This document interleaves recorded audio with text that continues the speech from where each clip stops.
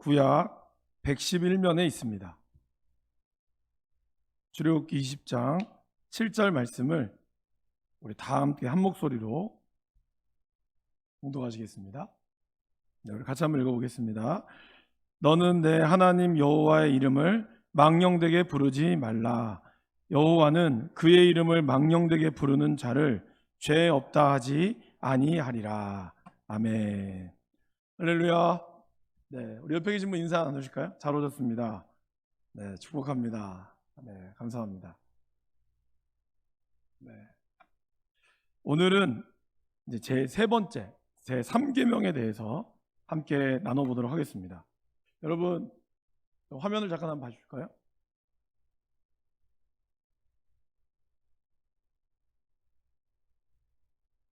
네.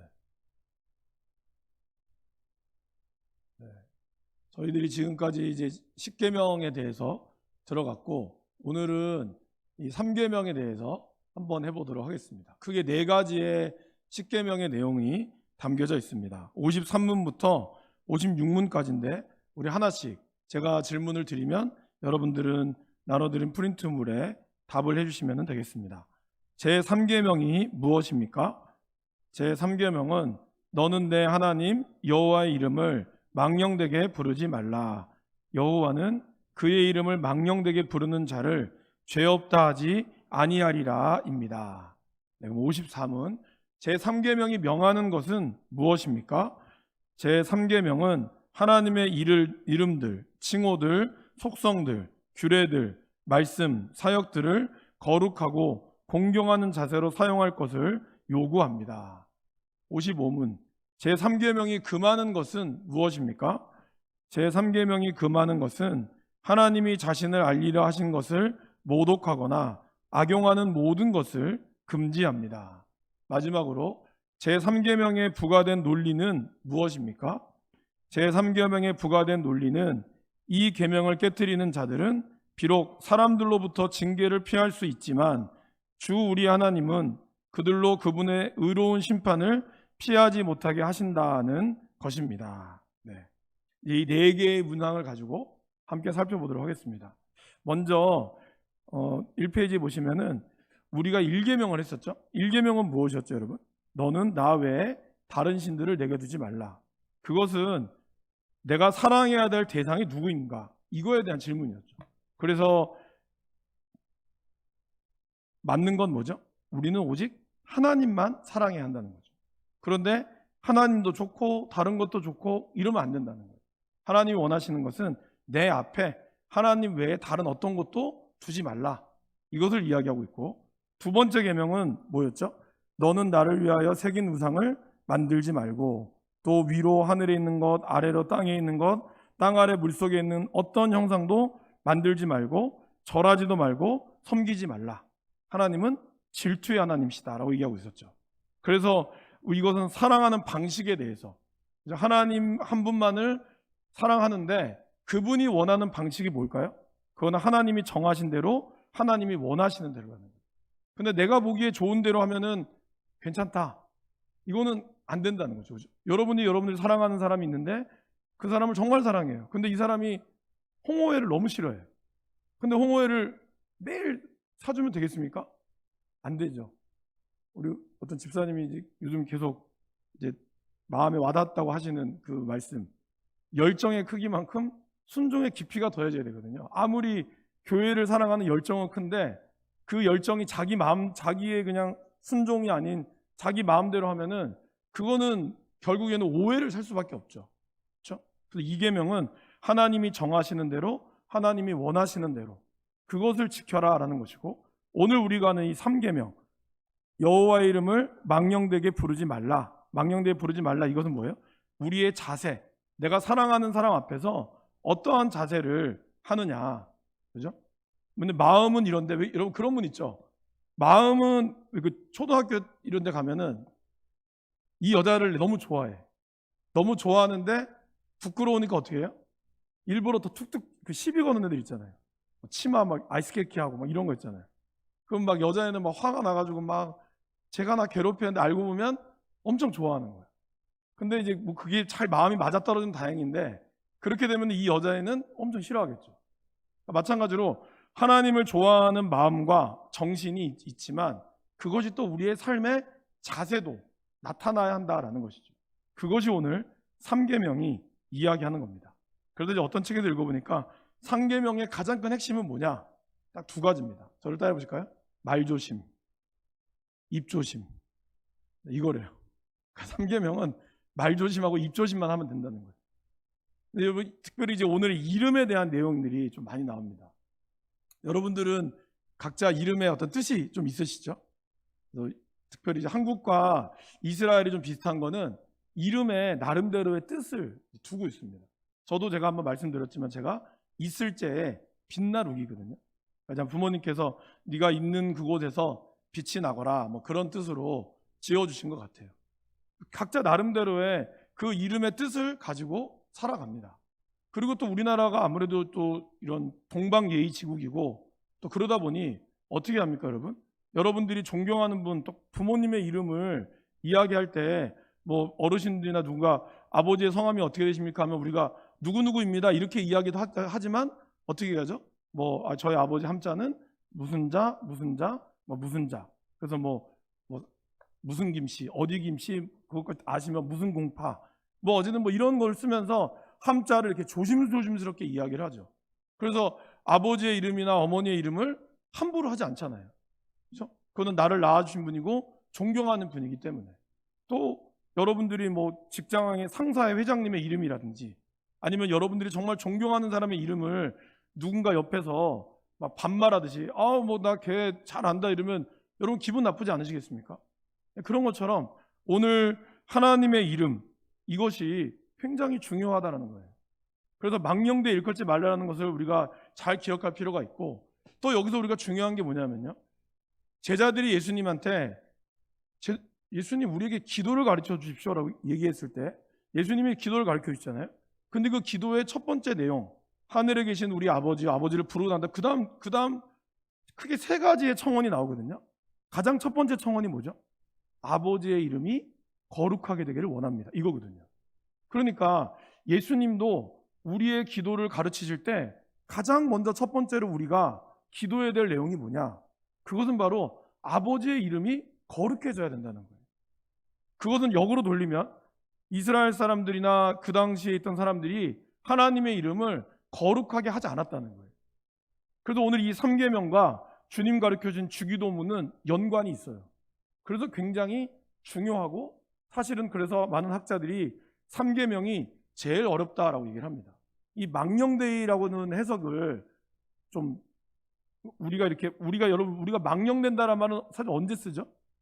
나이가 드신 분이 정신을 깜빡깜빡 잃었을 때 망령됐다는 말을 써요. 그래서 뭐 노망이 났나 아니면 뭐 정신 차리니 뭐 죽을 때가 됐다 뭐 이런 말이 있던 거지. 그렇잖아요. 그러니까 그렇게 그런 말을 쓰는데 사실 히브리어 원어상으로는 망령됐다는 게 나이가 들어서 뭐 허튼 소리를 한다는 뜻이 아니거든요. 그러다 보니까 우리들도 이제 그렇게 오해할 수 있는데 오늘 이 몇 가지의 내용들을 한번 보도록 하겠습니다. 먼저 망령되게 부르지 말라라는 뜻은 무엇일까요? 첫 번째는 함부로 부르지 말라는 거죠. 우리가 잘 아는 바처럼. 그래서 출애굽기 20장 7절 오늘 우리가 읽은 말씀을 다른 번역소로 새 번역소를 읽어보면 이렇게 나와 있습니다. 여러분 한번 프린트물에 있는 1페이지 한번 읽어봐 주실까요? 너희는 주 너희 하나님의 이름을 함부로 부르지 못한다. 주는 자기의 이름을 함부로 부르는 자를 죄 없다고 하지 않는다. 네, 아까 말씀드린 대로 우리가 우리 부모님의 이름을 함부로 하지 않죠. 친구처럼 부르지 않잖아요. 그런 것처럼 또 여러분들이 존경하는 어떤 분들 이름을 함부로 올리지 못하잖아요. 뭐 이름 하나 갖고 뭐 이렇게 대수해야 할지 모르지만 그만큼 이름이 담겨 있는 뜻이 있다라는 겁니다. 특별히 여러분 그 이스라엘 사람들은요, 경건한 유대인들은 원래 그 하나님이라고 하는 영어 단어가 갓이죠. God를 쓰잖아요. 근데 경건한 유대인들은 하나님의 이름을 쓸 때 O를 뺍니다. 그러니까 갓이라는 단어를 함부로 쓰지 않아요. 그래서 G 쓰고 가운데를 빼고 D만 써요. 그러니까 함부로 하나님의 이름을 얘기할 수 없다는 거죠. 그리고 이제 그거를 영어로는 야훼라고 하거든요. 근데 야훼라는 말을도 함부로 쓰지 않아요. 그래서 모음을 다 빼고 YHWH 이걸 이제 붙이면 야훼가 되거든요. 그렇게 해서 함부로 이름을 쓰지 않습니다. 세례 요한이 무엇을 옷을 입고 다녔는지 여러분 아십니까? 약대 털옷을 입고 다녔죠. 석청을 먹고. 그래서 세례 요한은 원래 어디에 살았을까요? 광야. 그래서 세례 요한은 에세네파라고 하죠. 나중에 한번 제가 중간 시대를 한번 다루겠지만 우리 여러분들이 알고 있는 그 당시에 크게 세 개의 지파가 있어요. 하나는 바리새파, 그리고 사두개파, 마지막으로 에세네파가 있어요. 에세네파는 원시 공산주의를 좀 주장합니다. 공산주의라는 어감이 좀 이상하지만 그들은 함께 공동생활을 하면서 먹고 자고 했어요. 그들은 결혼을 하지 않았습니다. 그래서 그럼 그들이 주로 하는 일이 뭐였을까요? 사회 근처에서 그들은 성경을 필사했습니다. 그런데 성경을 그냥 필사하는 것만이 아니라 그들이 얼마나 경건한 사람들이었냐면 만약에 성경을 필사하다가 하나님이라는 이름이 나오잖아요. 그러면 그 위에 펜을 놓고 목욕을 하러 갑니다. 자신이 이렇게 거룩한 이름을 쓸 때 자신의 말이 그러니까 좀 우리 말로 치면 부정타면 안 되니까 목욕을 하고 썼다고 해요. 그 정도로 그들은 굉장한 열정을 가지고 있었던 분들입니다. 근데 이제 이분들이 결혼을 안 하다 보니까 그냥 소멸돼 버리고 만 거예요. 그래서 도대체 에세네파가 기록에 있는 것 같은데 정말 사실일까? 그렇게 하다가 그것이 1940년도에 48년도쯤에 한 목동이 사해바다 근처에 많은 동굴이 있거든요. 그 동굴에 무심코 돌을 던진 거예요. 돌을 던졌는데 뭔가 퍽 깨지는 소리가 난 거예요. 이게 뭐지? 들어가 보니까 거기에 큰 항아리가 깨져 있는 거죠. 그 깨져 있는 항아리에는 뭐가 들어있을까요? 양피지가 들어있었어요. 그래서 이거 이제 얘네 모르잖아요. 글자를 모르니까 이걸 이제 엿장수한테 팔아먹은 거예요. 엿장수가 이걸 딱 보니까 뭔가 대단한 것 같거든. 그래서 이거를 그 당시에 고고학자한테 넘긴 거예요. 그러니까 이게 알고 보니까 1세기에 아까 에세네파가 썼던 성경 사본이었어요. 여러분 우리가 쓰고 있는 이 성경 사본은요 원래 4세기 겁니다. 그러니까 1세기께 더 앞장섰겠죠. 그래서 이 성경 사본이 발견됐을 때 난리가 났었습니다. 왜냐? 4세기 사본과 1세기 사본을 비교한다면 1세기 사본이 훨씬 오래됐기 때문에 가치가 있겠죠. 근데 1세기 사본의 말씀이 4세기 사본과 다르면 지금까지 우리가 믿고 알고 있던 모든 성경이 부정되는 거예요. 그래서 학계에서는 흥분과 기대감을 감추지 못했지만 한편으로는 이것에 대해서 아주 예의주시했었죠. 그래서 예전에 서울에 국립중앙박물관에 사해사본 박물관이 한번 열린 적이 있었습니다. 실제로 사해사 한국에 들어온 적이 있거든요. 다행스럽게도 1세기에 발견된 사해사본과 지금 우리가 알고 있는 사해사본이 큰 차이가 없다는 것이 밝혀졌어요. 그래서 우리는 지금 이 성경을 쓰고 있는 거죠. 어쨌든 그렇게 에세네파들은 굉장히 경건하게 하나님의 말씀을 필사했다라는 겁니다. 그리고 필사할 때 어떻게 했다고요? 하나님의 이름이 나오면 목욕을 하고 다시 성경을 쓸 정도로 이들은 굉장히 하나님의 이름을 함부로 하지 않았다는 것이죠. 제가 이제 이름을 하니까 저희 집의 아이들이 저하고 저희 아내한테 아버지 어머니란 말을 씁니다. 그 주변의 분들이 좀 웃으세요. 웃기죠. 4학년짜리 애가. 그래서 어디 하야 말씀 캠프에 가서 이제 아이가 배운 것도 있지만 저희 아내가 물어봤어요. 여원아 왜 갑자기 반말을 쓰다가 존댓말을 써? 원래 엄마 했거든요. 이제 여원이가 그런 말을 하더라고요. 엄마 하다 보니까 자꾸 만만해지더래요. 그래서 자꾸 대들게 되고 그러면서 이제 대들면 자꾸 맞잖아요. 매를 맞게 되거든요. 그러니까 이제 그런 것도 있고 내가 어머니에 대해서 이러면 안 되겠다. 그런 존경심과 좀 조심스럽게 하려고 이렇게 말을 했다 하더라고요.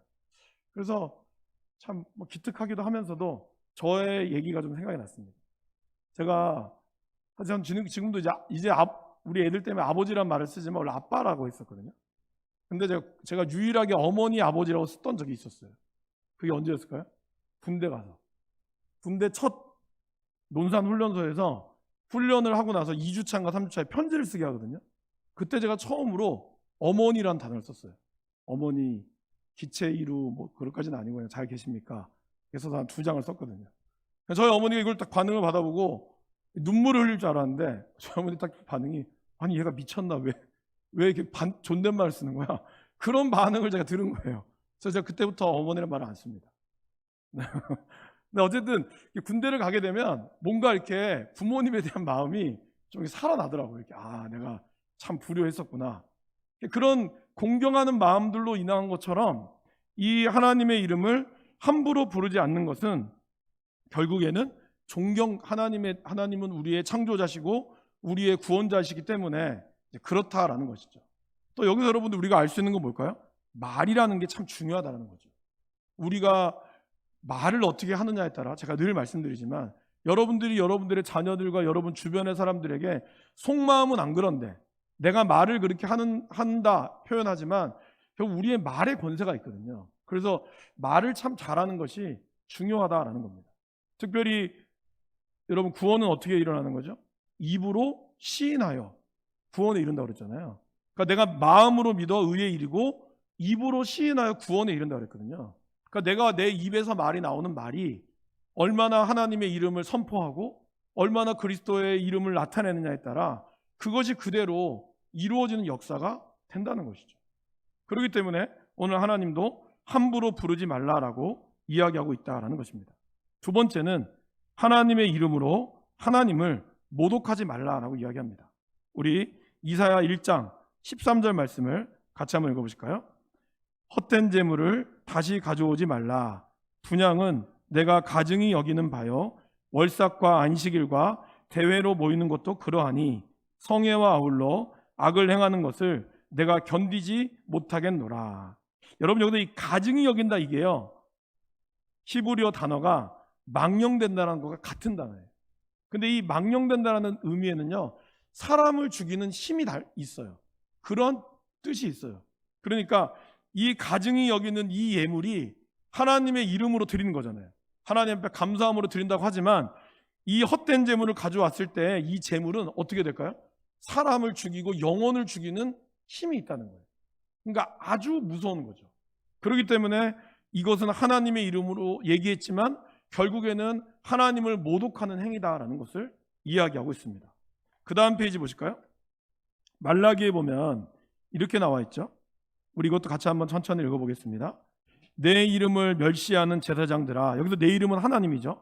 나 만군의 여호와가 너희에게 이르기를 아들은 그 아버지를 종은 그 주인을 공경하나니 내가 아버지일진데 나를 공경함이 어디 있느냐? 내가 주인일진데 나를 두려워함이 어디 있느냐? 너희는 이르기를 우리가 어떻게 주의 이름을 멸시하였나이까 하는도다. 너희가 더러운 떡을 나의 제단에 드리고도 말하기를 우리가 어떻게 주를 더럽게 하였나이까 하는도다. 이는 너희가 여호와의 식탁은 경멸히 여길 것이라 말하기 때문이라. 그러나 너희는 말하기를 여호와의 식탁은 더러워졌고 그 위에 있는 과일 곧 먹을 것은 경멸히 여길 것이라 하여 내 이름을 더럽히는 도다. 이들이 지금 제사장들이 하나님의 이름으로 제사를 드렸는데 이 떡이 너무나 더럽고 그리고 하나님께 온전히 드리는 떡이 아니었다는 거예요. 그러니까 아니 하나님께 똑같은 돈인데 똑같은 떡인데 그냥 아무거나 드리면 어때? 근데 그것이 바로 하나님의 이름을 멸시하는 자세다였다는 거예요. 그래서 이렇게 멸시하니까 결국 식탁이 더러워지니까 내 이름을 더럽혔다라고 이야기하고 있다는 것이죠. 그들은 내가 언제 멸시했어요? 하나님 내라는 걸 11조 냈고 다 냈는데 내가 왜 멸시했습니까? 그런데 하나님은 그것에 대해서 더러운 떡을 제단에 냈다라고 이야기하고 있죠. 그리고 말라기 2장 2절에서도 무엇을 이야기합니까? 만군의 여호와가 이르노라 너희가 만일 듣지 아니하며 마음에 두지 아니하여 내 이름을 영화롭게 하지 아니하면 내가 너희에게 저주를 내려 너희의 복을 저주하리라. 내가 이미 저주하였나니 이는 너희가 그것을 마음에 두지 아니하였습니다. 하나님의 말씀을 듣지도 않고 마음에 두지도 않고 그분의 이름을 영화롭게도 하지도 않으면서 마치 자기가 신앙적으로 아무런 문제가 없다라고 하는 이 모습, 하나님의 이름으로 하지만 정작 하나님 말씀대로 살지 않는, 순종하지 않는 자들은 하나님의 이름을 모독했다라고 이야기하고 있다는 거죠. 하나님은 그것을 망령되이 일컫지 말라라고 우리에게 말씀하고 있다는 것입니다. 세 번째는 저주하거나 욕할 때에 하나님의 이름을 사용하지 말라 이렇게 얘기하고 있죠. 여러분 왜 영어 단어에 보면은 그 뭐 영화에서 보면은 그 단어들 내용을 뭐 아시죠? 그런 단어들 보면은 보통 뭐 God 못 쓰기도 하고 아니면 뭐 지저스 크라이스트 뭐 이런 말 쓰잖아요. 근데 그것이 좋은 말이 아니죠, 여러분. 좋은 말이 아니에요. 그러니까 그런 것처럼 마치 하나님의 이름을 부르지만 그 이름이 어떤 사람을 저주하는 데 쓰인다거나 욕하는 데 쓰이지 말라라는 겁니다. 아까 제가 이제 말에 대해서 말씀을 드렸는데 사실 요즘에 우리의 말도 굉장히 심각합니다. 특별히 제가 요즘에 오늘 이제 새벽에도 말씀드렸지만 요즘엔 초등학교에도 이 공문에 아이들 그 마약에 관련된 공문이 와요. 오늘 제가 새벽에 말씀드렸는데 청소년의 흡연율이 줄어들었어요. 왜 줄어들었는지 아세요? 애들이 마약을 하기 때문에 담배를 안 피는 거예요. 그러니까 이게 결코 좋은 게 아닌데 이제는 술, 담배를 가르치지 말아야 되는 게 아니라 마약도 가르쳐야 되고 이것이 이미 초등학교 아이들한테까지 공문으로 내려올 정도로 아주 심각하게 되는데 여러분들이 마시는 커피나 그런 카페에 가면 뭐가 있죠? 마약 커피, 마약 떡볶이 이런 말이 너무 심심치 않게 들린다는 거예요. 아이 뭐 그게 뭐가 문제야 이렇게 얘기할 수 있지만 그런 단어들이 아이들한테 아무런 거리낌 없이 다가오면 나중에 아이들이 정말 그 약을 접했을 때도 거리낌이 없어진다는 거예요. 이것이 진짜 문제라는 겁니다. 아무렇지 않은 말 같지만 아이들은 정말 이 백색이거든요. 그래서 어떤 색깔을 칠하느냐에 따라 아이들은 그 색깔대로 가는 거예요.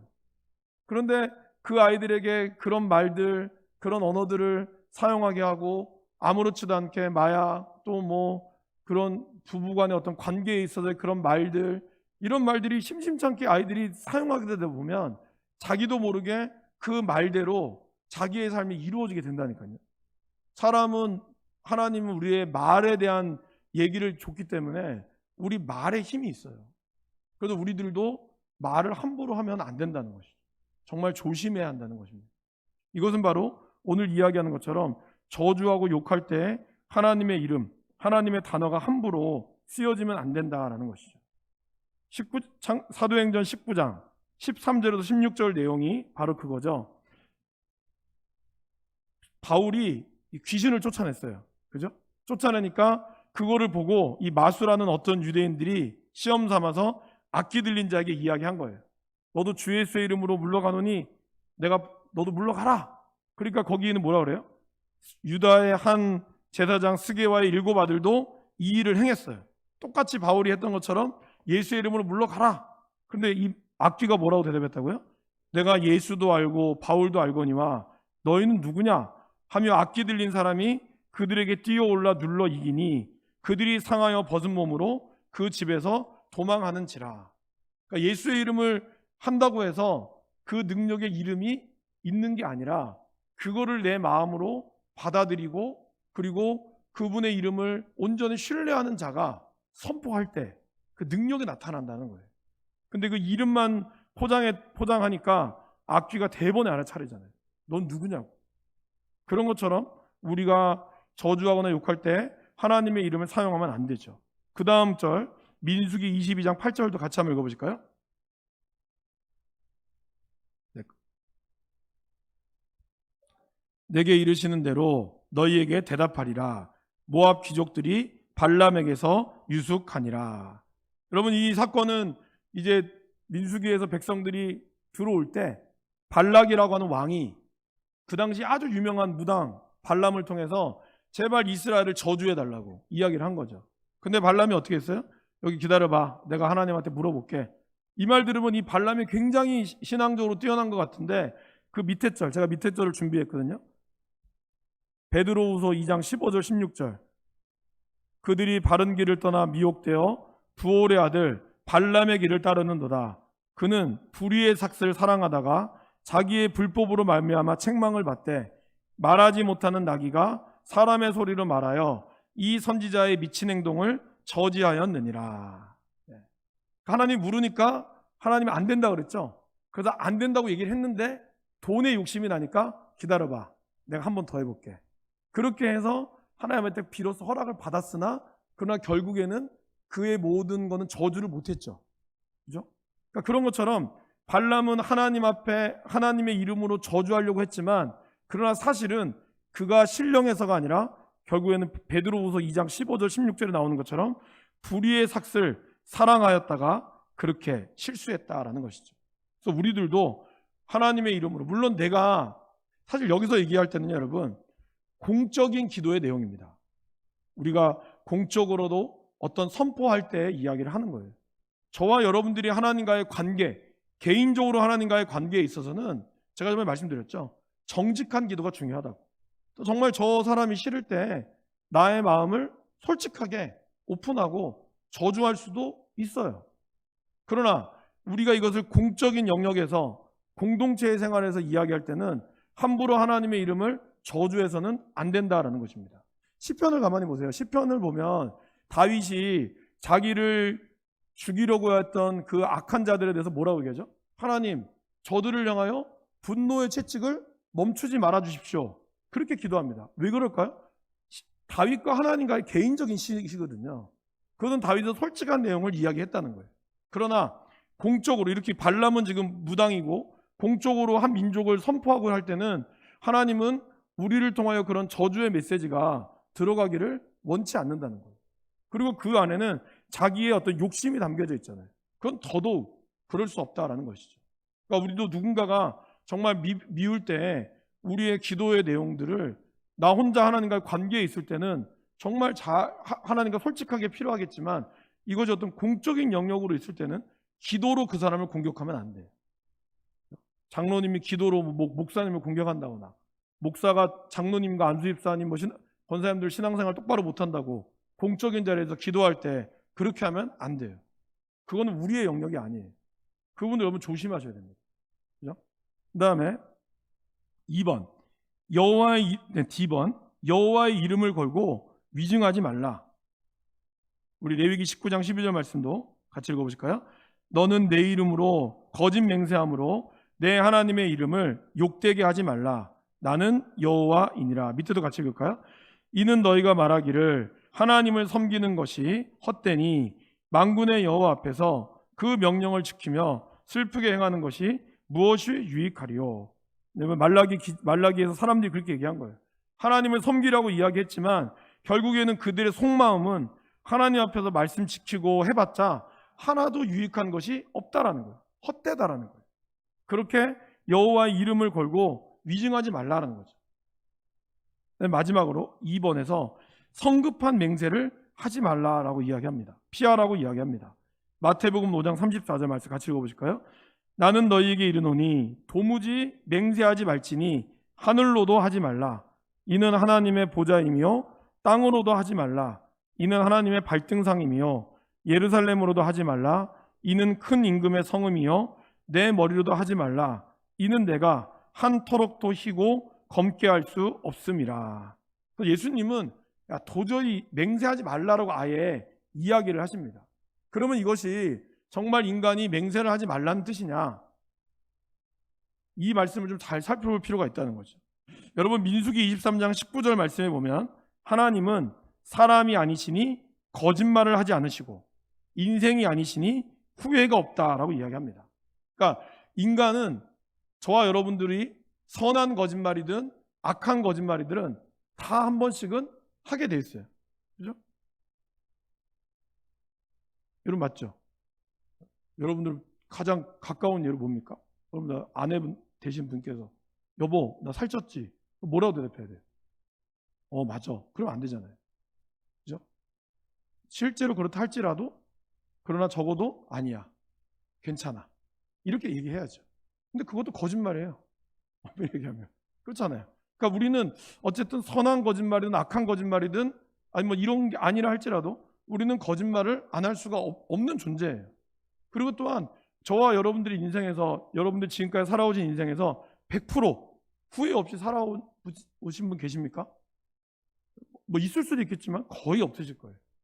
한 번쯤은 우리 인생에 후회라는 게 생길 수밖에 없죠. 그러니까 그렇게 인간은 연약할 수밖에 없어요. 그러면 그러한 상황에서 도무지 맹세하지 말라라고 하는 말은 어떻게 해야 되냐면 우리가 맹세를 할 때 매우 신중해야 된다라고 이야기합니다. 그리고 그것은 그리스도가 배척한 맹세는 헛된 맹세를 의미한다라는 것이죠. 그러니까 우리가 하는 말이 진실하다는 것을 확인하기 위해서 하나님을 증인으로 부르면 안 된다는 거예요. 내가 못 믿어? 나 교회 다니는데 왜 내 말 못 믿니? 나 교회 다니고 나 집사야, 나 권사야, 나 장로야, 나 목사야. 왜 내 말을 못 믿어? 그렇게 하지 말라는 거예요. 내가 교회 열심히 다니고 나 모태신앙이야. 그러니까 내 말 믿어. 내가 잘못하면 하나님이 벌 줄 거야. 그런 식으로 하나님을 팔지 말라는 거예요. 그런 맹세를 하지 말라는 뜻입니다. 그러니까 우리가 맹세한다는 것은 우리가 말이 진실하다는 것을 확인하기 위해서 하나님을 증인으로 부르는 것, 그러한 맹세를 하지 말고 하나님의 이름으로 거짓된 맹세를 하는 것은 그냥 이거는 단순한 모욕이 아니에요.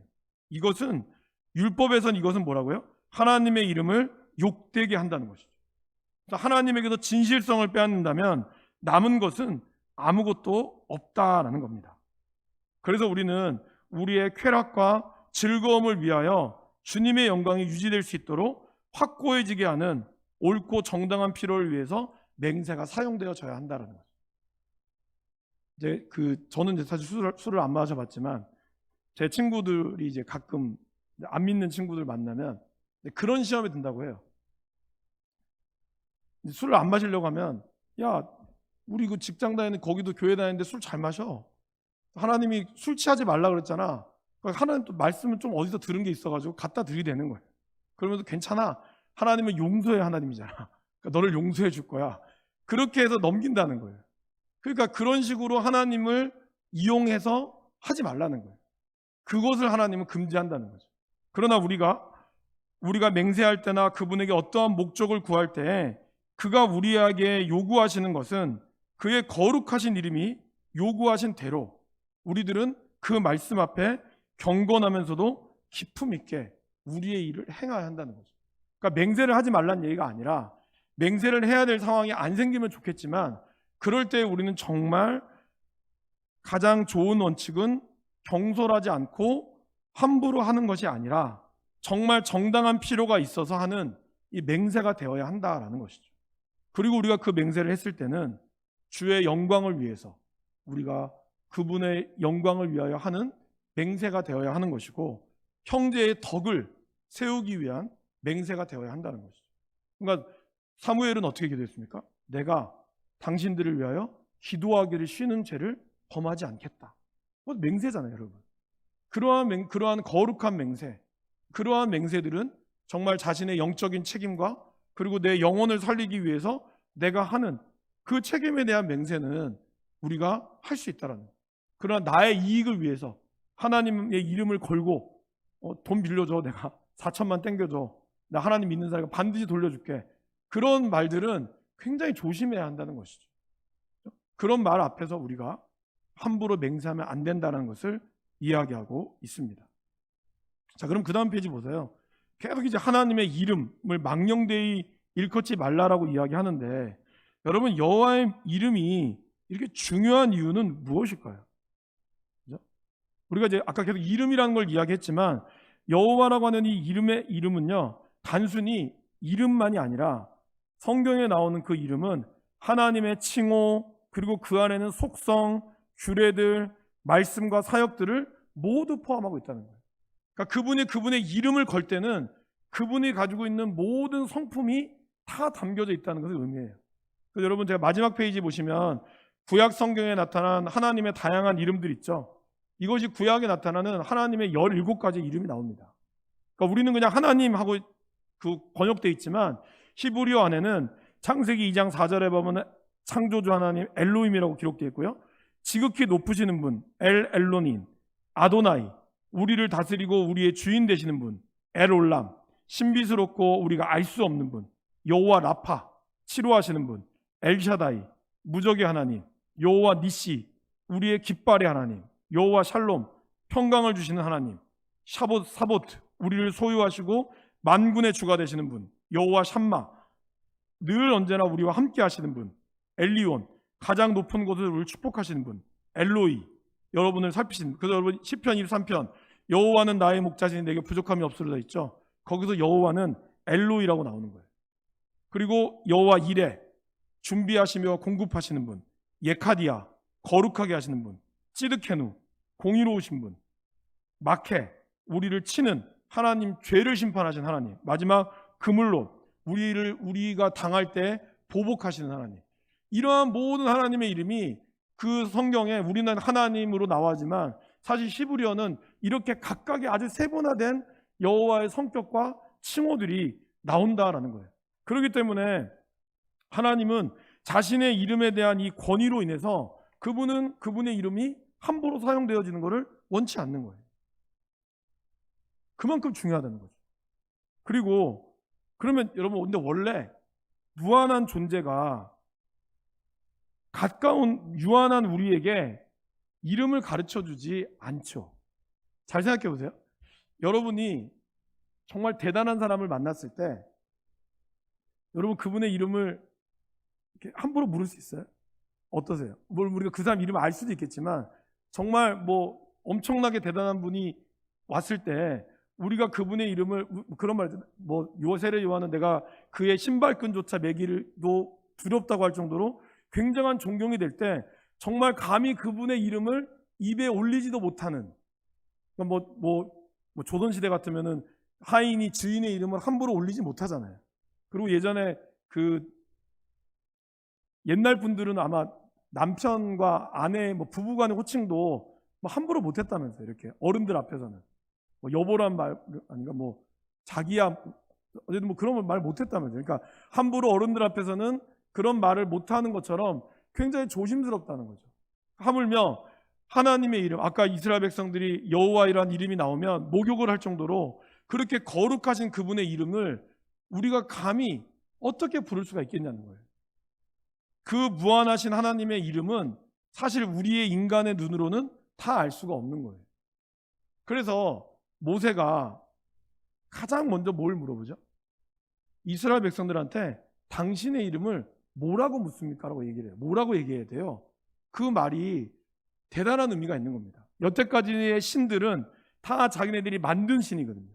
개구리 신, 파리 신, 그러면 그 나름대로 이름이 있잖아요. 그런데 이 여호와라고 하는, 지금 모세가 처음으로 마주하게 되는 거룩한 선 곳에서 뭔가 이적을 보여주는 그분의 이름을 내가 도저히 알 수가 없는 거예요. 근데 그분이 우리에게 이름을 친히 알려주셨죠. 나는 스스로 있는 자다.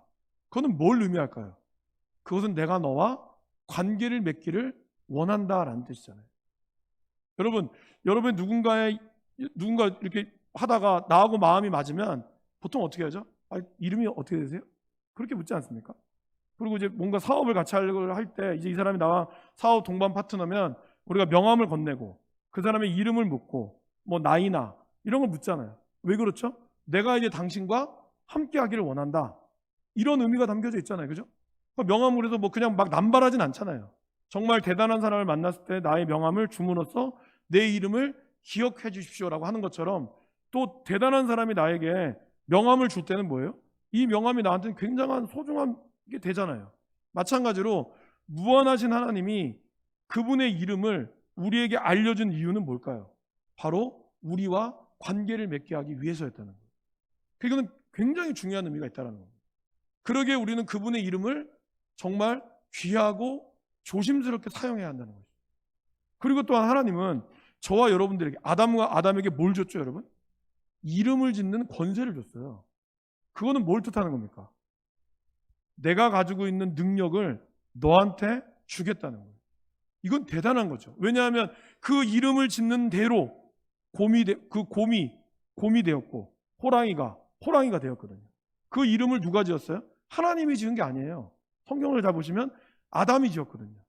그 하나님은 인간에게 그러한 엄청난 권세를 줬는데 인간이 그 죄에 빠짐으로 인하여 그 이름을 상실해 버렸다는 거예요. 이름을 짓는 거를 상실해 버렸다는 거예요. 그리고 이것이 잘못되게 되다 보니까 여호와의 이름을 함부로 남발하게 되는 일이 발생했다는 것이죠. 근데 그만큼 이 이름이라는 것이 무엇보다 중요하다는 겁니다.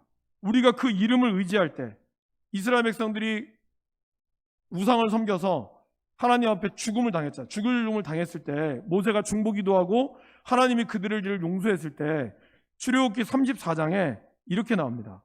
34장 5절에서 7절까지 여호와께서 구름 가운데 강림하사 그와 함께 거기 서서 여호와의 이름을 선포하실세 여호와께서 그의 앞으로 지나시며 선포하시되 여호와라 여호와라 자비롭고 은혜롭고 노하기를 더디하고 인자와 진실이 많은 하나님이라.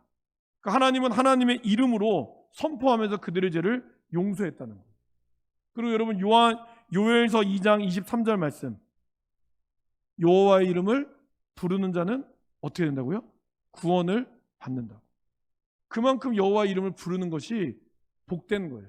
근데 아니 뭐 하나님 이름 부르는 게 뭐가 그렇게 어려워? 그 얘기 하잖아요. 고린도전서 12장의 말씀은 뭐라고 나오죠? 성령이 아니고서는 예수를 주라고 할 수가 없다라고 얘기해요. 우리가 예수님 이름 얘기할 수 있고 하나님을 안 믿는 사람도 이야기할 수 있잖아요. 그러나 예수 그리스도께서 우리의 주인 된다, 이 고백은 성령이 아니고서는 할 수가 없다는 거예요. 그만큼 그분의 이름에 권세가 있고 그분의 이름은 너무나 중요하다는 것을 오늘 이 말씀이 우리에게 이야기하고 있다는 거죠. 자, 마지막 세 번째, 제3계명에 부과된 이 논리가 뭐였습니까, 여러분?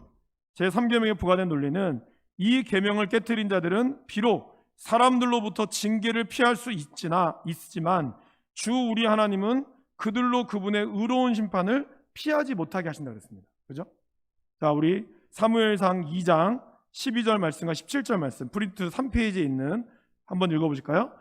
엘리의 아들들은 행실이 나빠 여호와를 알지 못하더라.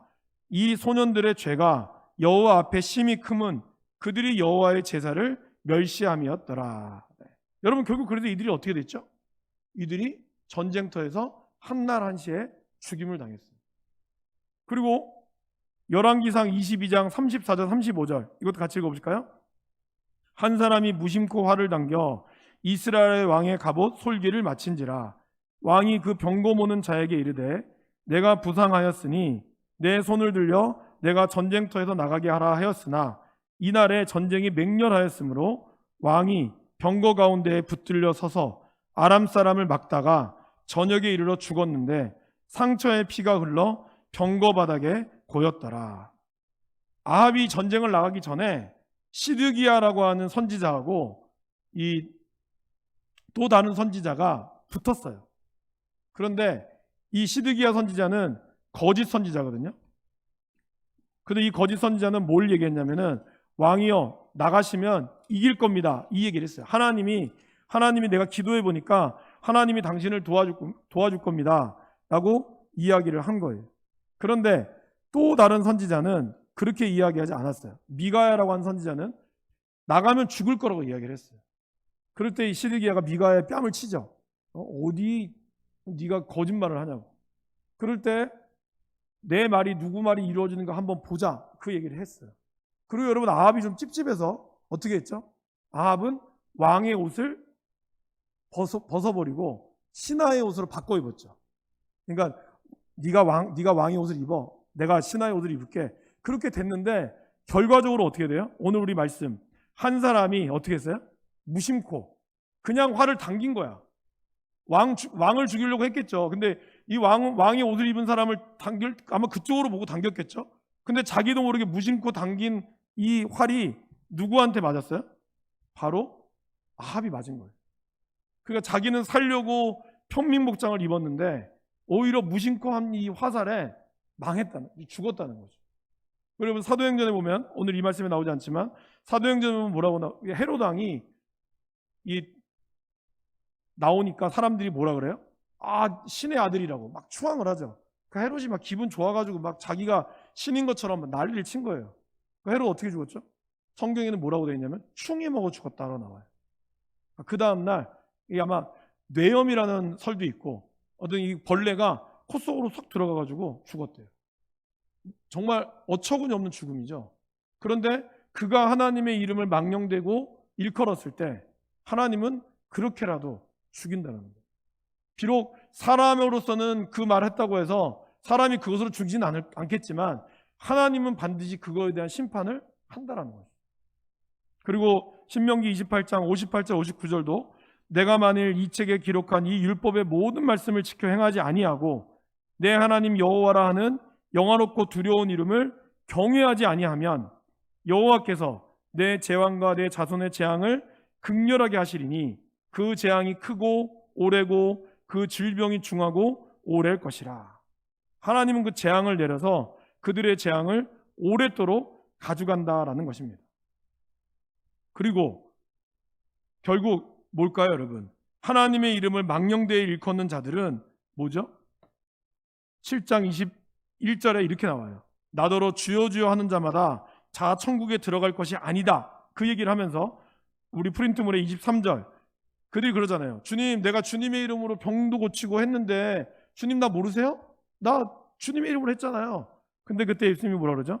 그때 내가 그들에게 밝히 말하되 내가 너희를 도무지 알지 못하니 불법을 행하는 자들아 내게서 떠나가라, 이렇게 이야기했다는 거예요. 그러니까 우리가 주님의 이름으로 한다고 할지라도 내 안에 진정으로 그리스도의 부활하심과 십자가의 능력을 믿지 못하고 간다면 아무리 병 고치는 예수의 이름으로 했다 할지라도 결국 마지막 때, 마지막 그 천국문 앞에서 하나님이 얘기하실 거라는 거예요. 나는 너를 모른다. 여러분 얼마나 비참합니까? 차라리 그러면 교회라도 열심히 다니지 말지. 교회는 실컷 열심히 다녔는데, 실컷 열심히 했는데 들어가기 전에 하나님 나 모른다 그러면 얼마나 억울하겠어요. 그렇기 때문에 우리가 하나님의 이름을 부를 때 가장 중요한 거는 뭘까요? 예수의 이름을, 능력을 의지한다는 것은 곧 내가 그분의 부활하심과 그분의 십자가 사건을 내 입으로 고백하고 하나님을 아버지로 인정할 수 있는 것, 이것이 너무나 중요하다는 거예요. 그래서 결론적으로 1번 같이 한번 읽어보실까요? 아버지의 이름이 거룩하게 여김을 받으시도록 우리는 기도해야 합니다. 여러분 에스겔서 36장 20절에 보면 이런 말이 있어요. 그들이 이른바 그 여러 나라에서 내 거룩한 이름이 그들로 말미암아 더러워졌나니 곧 사람들이 그들을 가르쳐 이르기를 이들은 여호와의 백성이라도 여호와의 땅에서 떠난 자라 하였음이라.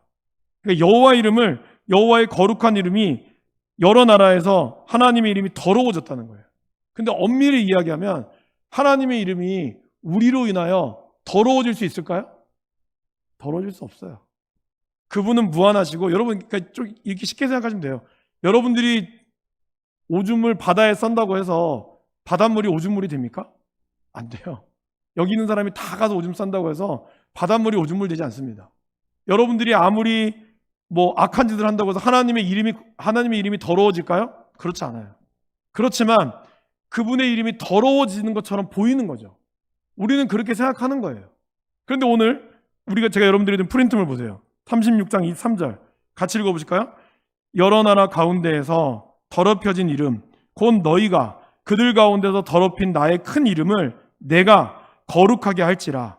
내가 그들의 눈앞에서 너희로 말미암아 나의 거룩함을 나타내리니 내가 여호와인 줄을 여러 나라 사람이 알리라.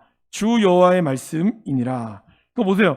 우리가 이렇게 훼손시켰고 하나님의 이름을 망령되이 일컬어서 망가뜨린 것처럼 보이지만 사실 그것조차도 하나님은 우리를 거룩하게 하실 수 있는 능력의 분이라는 거예요. 그러면 오늘 예수님이 우리에게 가르쳐 주신 기도, 하나님 아버지의 이름을 거룩하게 하여 주시옵소서라고 하는 것은 무슨 뜻일까요? 그것은 내 힘으로는 아버지를 거룩하게 할 수 없으니 아버지께서 친히 당신의 이름을 거룩하게 하여 주시옵소서.